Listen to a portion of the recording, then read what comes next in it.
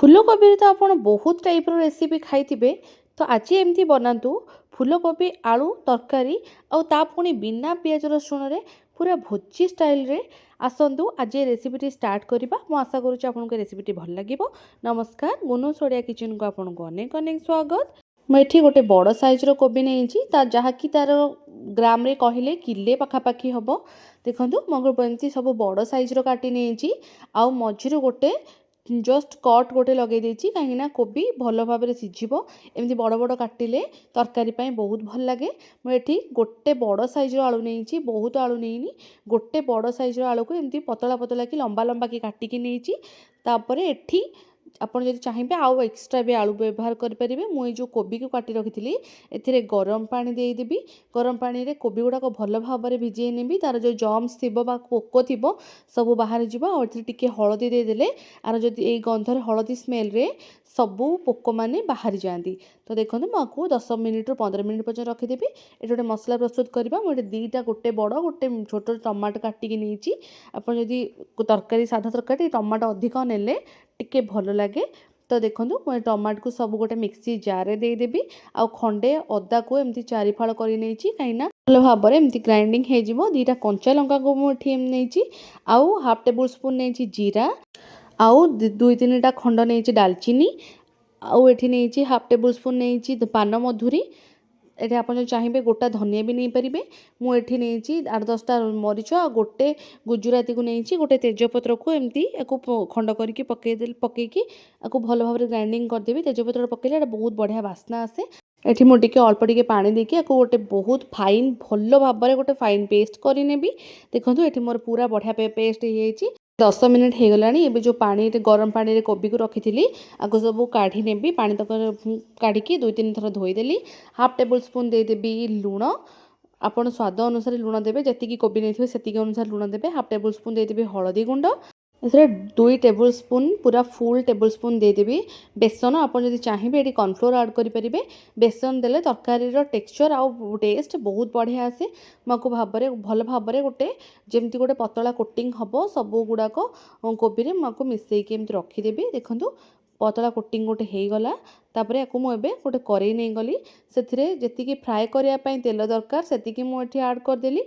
तेल भल भाव में गरम हो गला मुझे जो सब कोबी को कोटिंग रखी सब हलदी लुण और बेसन गोलेकी आपको सब ये तेल देदेवी। मुझे मीडियम हाई फ्लेम रखी। देखो आपको मुझे बहुत भल भाव में रेड ब्राउन है पर्यंत मुझे फ्राए करदेवी जमी कोबी गुड़ाक डांग गुड़ाक भल भाव में सीझीज।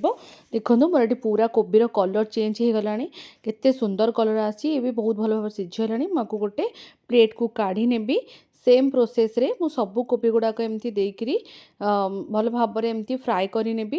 देखो सबू कोबी मोर एबे हो गला। मुझे सबू सेम प्लेट को सबू काढ़ीदेवी।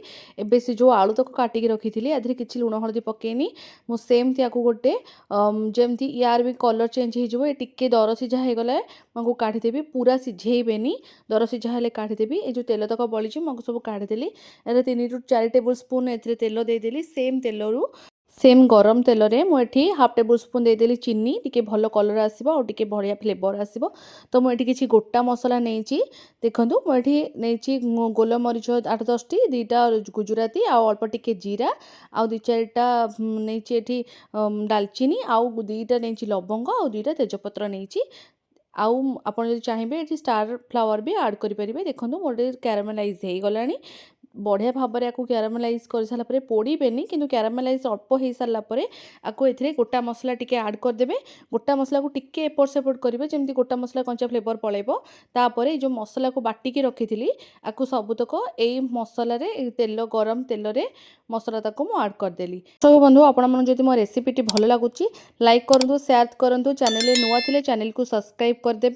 देखो ये कंचा फ्लेवर जिते पर्यंत थी आपको बहुत भल भाव में 2-3 मिनिट पर्यंत भाजी नेबी।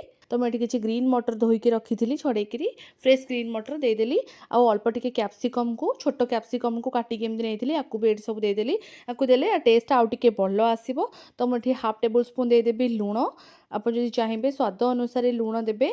तो आउ जी मसला नहीं से लुण देवे। तो हाफ टेबुल स्पून देदेली हल्दी पाउडर, हाफ टेबुल स्पून देदेली Kashmiri red chilli, half tablespoon देदेली धनिया पाउडर, हाफ टेबुल स्पून देदेली करी पाउडर। ତ ଆକୁ ଦେଇକି ଆକୁ ଭଲ ଭାବରେ ମିଶେଇ ଦେବି। ଆକୁ ମିଶେଇକି ଆର ଯେମିତି ଏଇ ଯେଉଁ ମସଲା ଗୁଣ୍ଡ ମସଲାର କଞ୍ଚା ଫ୍ଲେଭର ଯିବ ହେରି। ଦେଖନ୍ତୁ ଏଠି ତେଲ ଭଲ ଭାବରେ ଛାଡ଼ି ଆସିଲାଣି, କଞ୍ଚା ଫ୍ଲେଭର ବି ପଳେଇଲାଣି। ମୋର ଯେଉଁ କୋବି ତକ ରଖିଥିଲି ଛାଣିକି ଆଉ ଆଳୁ ରଖିଥିଲି, ଆକୁ ସବୁ ଏଠି ଦେଇକିରି ଆକୁ ଭଲ ଭାବରେ 2ରୁ 3 ମିନିଟ୍ ପର୍ଯ୍ୟନ୍ତ ଆକୁ ଭଲ ଭାବରେ ଟିକେ କଷି ନେବା, ଯେମିତି ମସଲା ଆଉ କୋବି ଆଳୁ ସବୁ ମିଶିଯିବ। ଦେଖନ୍ତୁ ମୁଁ ଏଠି ଲୁଣ ଆଡ଼୍ କରିଛି, ଆଳୁରେ ଲୁଣ ଆଡ଼୍ କରିନଥିଲି। ଏଠି ମୁଁ ଗରମ ପାଣି କରିକି ରଖିଥିଲି, ଗରମ ପାଣି ଦେବେ। ଗରମ ପାଣି ଦେବା ଦ୍ୱାରା ଟେଷ୍ଟ ବହୁତ ବଢ଼ିଆ ଆସେ। ମୁଁ ଏଠି ଗ୍ରେଭି ବେଶୀ କରିବିନି, ଅଳ୍ପ ଗ୍ରେଭି କରିବି, ତ ସେଥିପାଇଁ ଅଳ୍ପ ପାଣି ଦେଲି। ଆପଣ ଯଦି ଝୋଳ ରଖିବେ ବହୁତ ପାଣି ଦେଇପାରିବେ। ଏଠି ମୁଁ 1.5 ଟେବୁଲ ସ୍ପୁନ୍ ଦେଇଦେଲି ଅମୁଲ। କାହିଁକିନା ଚାରୁମଗଜ କାଜୁ କିଛି ଆମେ ଦେଉନେ, ତ ଅମୁଲ ଦେଲେ ତରକାରୀର ଟେଷ୍ଟ ବଢ଼ିଆ ଆସିବ। ଅମୁଲଟାକୁ ବହୁତ ଭଲ ଭାବରେ ଫେଣ୍ଟିବେ ଯେମିତି ୟାର ବିଣ୍ଡା ନ ରହିବ। ଆଉ ସ୍ଲରିଟାକୁ ମୁଁ ଏଇ ତରକାରୀରେ ଆଡ଼୍ କରିଦେବି। ଆକୁ 2ରୁ 3 ମିନିଟ୍ ପର୍ଯ୍ୟନ୍ତ ଫୁଟିବା ପାଇଁ ଛାଡ଼ିଦେବି କଭର୍ କରିକି। ଦେଖନ୍ତୁ ଫୁଟି ସାରିଲା ପରେ ଦେଖିବେ କଲର୍ କେତେ ବଢ଼ିଆ ଆସିଥିବ, ଆଉ ବହୁତ ଟେଷ୍ଟି ବି ହେଇଥିଲା। ଦେଖନ୍ତୁ କେତେ ସୁନ୍ଦର ବଢ଼ିଆ ଭାବରେ ଦେଖା ବି ଯାଉଛି, ଯେମିତି ରେଷ୍ଟୁରାଣ୍ଟ ଭୋଜିରେ ଦେଖାଯାଏ ସେମିତି ପୁରା ଦେଖାଯାଉଛି। 1/2 ଟେବୁଲ ସ୍ପୁନ୍ ଦେଇଦେବି ଏଥିରେ ଗରମ ମସଲା, ଆଉ ଅଳ୍ପ ଟିକେ ଧନିଆ ପତ୍ରକୁ ଏମିତି କାଟିକି ଚୁନ ଚୁନ କରି ରଖିଥିଲି। ଆକୁ ସବୁ ଦେଇକିରି ଆକୁ ମିଶେଇ ଦେବି, ଆଉ ଆକୁ ଘୋଡ଼େଇକିରି 5ରୁ 10 ମିନିଟ୍ ପର୍ଯ୍ୟନ୍ତ ରଖିଦେବି। ତାପରେ ଆକୁ ହେଇଯିବ, ଆକୁ ଖାଇବା ପାଇଁ ପ୍ରସ୍ତୁତ ରହୁଛି। ଆସିବା ଗୋଟେ ସୁନ୍ଦର ରେସିପିକୁ ନେଇ। ସେ ପର୍ଯ୍ୟନ୍ତ ମୋତେ ବିଦାୟ ଦିଅନ୍ତୁ। ନମସ୍କାର, ଜୟ ଜଗନ୍ନାଥ।